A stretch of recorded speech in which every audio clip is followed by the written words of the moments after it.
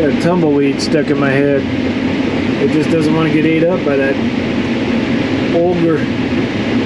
Ogre. I mean, it's mainly this jobs are broken off. I mean, there's two places where this thing stops.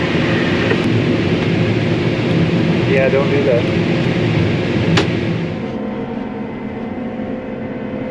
So this is it, guys. This could be the day. The day we get done. Even if it isn't, it won't be a heartbreak, but this could be the day. I'm just saying. We got quite a bit to do. My brother's split up. He's down south working on some of that replant stuff. For those of you who've been following, that's been planted on like June 15th, corn. He's down there. I'm doing a custom job we got up here. It's about, I think it's like 68 acres. I'm 40 acres in. So it won't be too much longer. Hopefully we can get this out. Trucks show up, we're hauling it to town. My brother's putting it in a bag. For those of you who have also been following, we do bag some. We've been bagging since '09. We just been kind of phasing that out, building those bins, which that bin is up. The structure of the bin is up, the new one.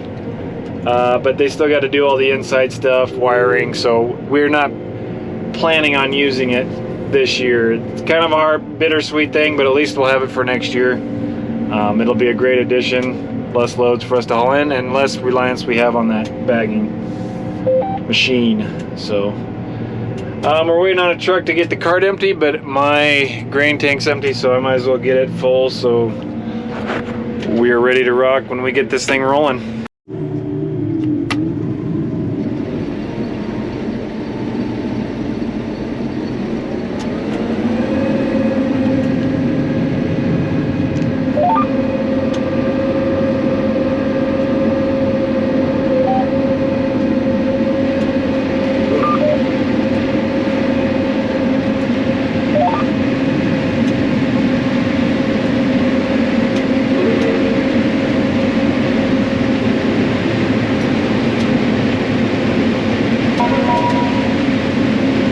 Sometime after harvest, I plan on doing a review video of running a 16 row head on an S770 for a season, just to kind of get my take on the pros and cons. So stay tuned to that, because a lot of people ask, since it's kind of slightly abnormal to run such a big head on a not so commonly used combine for this size of head, if that makes sense.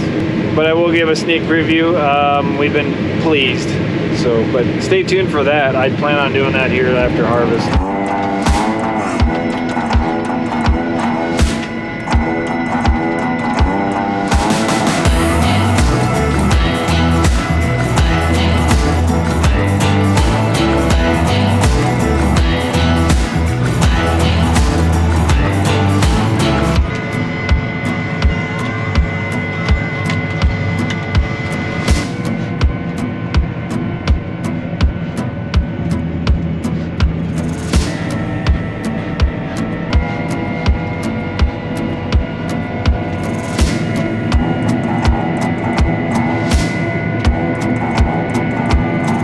Alright guys, the moment you all been waiting for, or maybe none of you have, but regardless, here's one of the fields that we had to replant this spring on June 15th after a hail. So if you take it back to the beginning, one of my earlier videos, you'll see me replanting this field. We got 3 different varieties out here. We got a 100-day, 103-day, and an 89-day hybrid that we've never planted an 89-day hybrid before. We planted 100 and 103. Those are typical short seasons around here, but 89-day, that's pretty short season stuff. So we'll hook up to the head and see how it goes. That'll work, man. So this isn't a good test. We're right along the highway, or on this outside pass, just kind of see how we're going. I'm gonna start doing the ends. The ends are, especially on a gravity field, kind of stink. They're rough. Field's ridged for the gravity irrigation. But we'll get this finished up and then we'll start kind of going through the main areas. It's a pretty short corn. After it froze, everything just kind of shrunk down, it seemed like.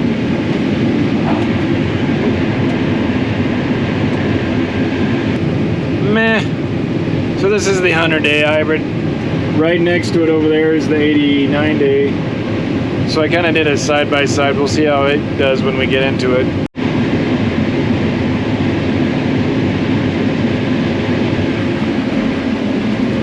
It's getting better. Except I forgot to update my load.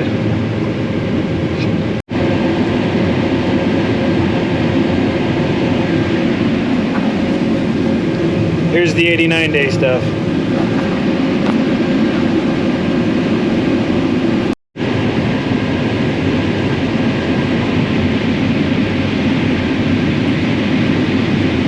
So the 89-day seems to be holding its own against the little bit longer seasons. Still considered shorter seasons hybrids, but the moisture is right at 15, so you won't get any dockage, which I'd rather be picking it at 16 or 17 at least, but you know, it is what it is. I'm not gonna jump around all the time and come back and forth.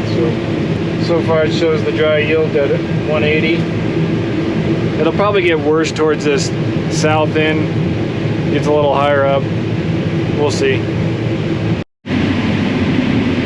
So it's 182, almost 183 versus 175, which I would almost call that a statistical tie given the situations. Sometimes it's better to do more open areas, especially on gravity where you could get better soak in some of these spots where the rows run down the rows. But I mean, I guess that shows that 89-day on a situation like this is a viable alternative. I noticed the stock quality maybe isn't quite as well. Looks like a few more broke off. The ear height's taller, but the stock quality maybe isn't quite as good as that 100-day. That Big Tom decided to join the party. Back together again. He got his field done, I got mine done. This is the second to last field. 72 acres in this one. Then we probably got another 20 behind the house roughly. I'm not sure because they took silage off of it. And I don't think I've been back there since they've taken silage off of it.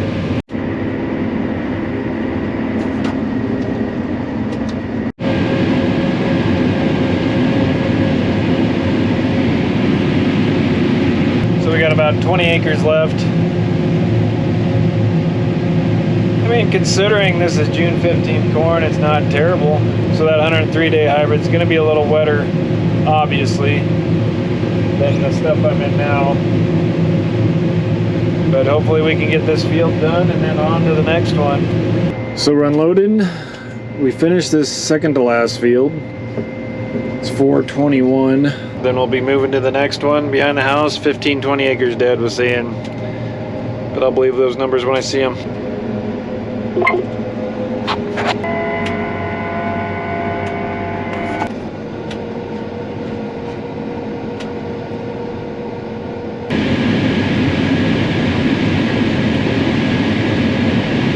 So guys, we're on the last field. It's always kind of exciting to get finished. You know, you're wrapping up the whole season. It's kind of like everything's built up all onto one. That's kind of how I would describe it.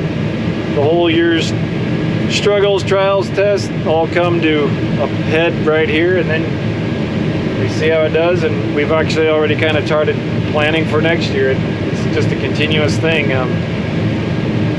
But it's cool to see the things that worked and didn't work and all that jazz. So coming to an end here.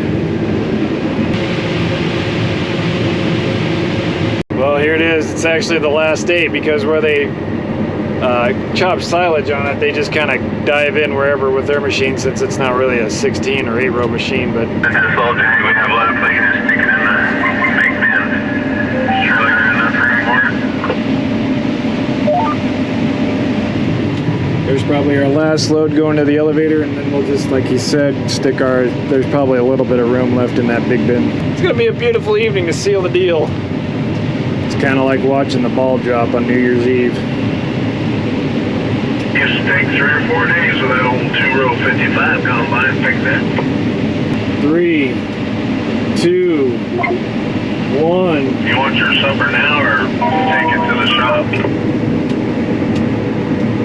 I'll just meet you over by the head trailer.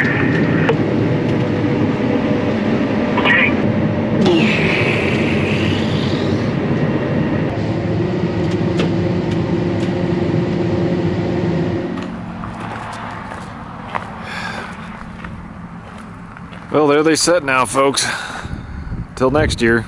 Or unless if somebody else needs it. Whew. It's a little chilly out there today. So in case you didn't notice, I had a kind of a few more views on that last video. It kind of escalated quickly, rather, which is good. I love having the conversation with people, just kind of letting them know what we're doing out here. It's kind of interesting, all the different comments I get over one topic, but they just kind of go out on to all different kinds of different various topics on farming. The conversation I would like to have anyway, or at least show you people what we're doing out here. Just letting you know we're not trying to kill everybody out here. That's kind of our main goal.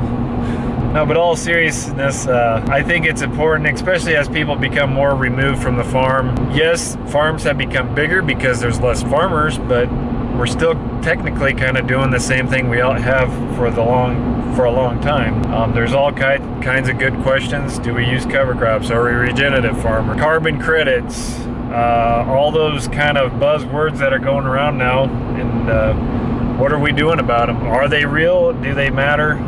Those are all great questions that maybe I can address. I mean, I don't know if I individually can address them, but it'll be part of the conversation that we have. Ways to move forward, and